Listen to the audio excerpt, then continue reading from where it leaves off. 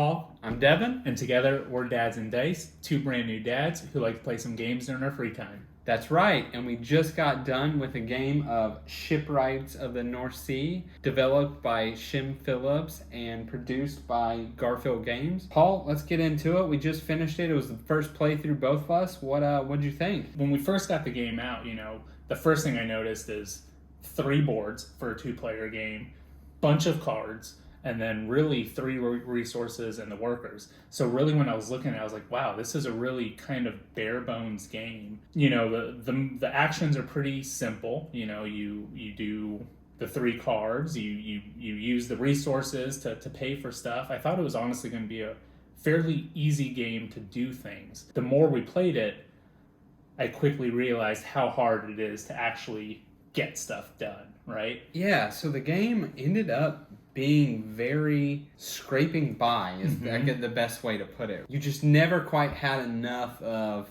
that. For me, it was workers. I just never quite had enough workers. I'd get a worker, and what am I going to do with them, right? I don't. Everything needs a worker, and so picking the right thing to do with it. I don't know. It was a very interesting game. It was much more simple than rest of the kind of Shin Phillips games I am used to playing. I don't necessarily think that's a bad thing. Being his first game, you kind of expect that a little bit, right? And most of his games kind of ramp up. Like with the West Kingdom trilogy, Architects is the easiest. I mean, Paladins is definitely the hardest, but there was that ramp up, and then Viscounts is kind of a mixture of that. Well, and then going into Wayfarers too, like that one's a ramp up from the other ones too. So I think his plan originally, maybe it was a plan, maybe it just happened, but yeah, I think his games started easier and have gotten heavier as he's made more games. Yeah, I definitely see that. There was actually less take that than I initially thought there was going to be upon,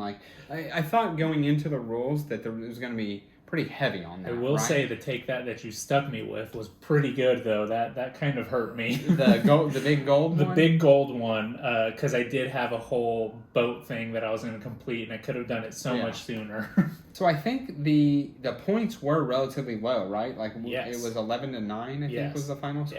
Yeah.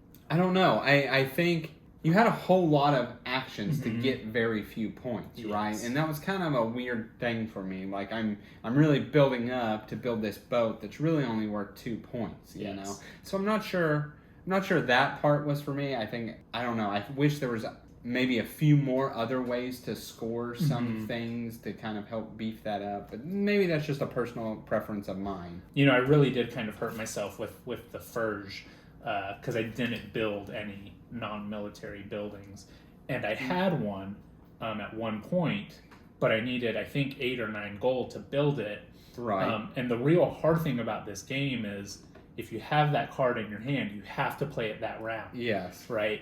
I can't hold it for later. And unfortunately, that round, I just couldn't build it. And that was kind of the whole point why I built this, right? There is some strategy there, some planning, but really not, because you don't know what's coming out. I never saw another one of these buildings the rest of the game. Yeah. So I built it, but could never really utilize and I it. think actually, I think through the deck there is actually only one of each of those buildings. And now knowing that in hindsight, right? I definitely enjoyed it. It's different than, really, it's kind of different than any other game I've played. The drawing the cards, the keeping, the different ways to get the resources. Obviously we didn't play this correctly at the beginning. Yeah. But caught it a couple turns in, but yeah. But that kind of aspect, it was an interesting dynamic, and just for how little amount of things that are out here, there was a lot of choice, I felt like.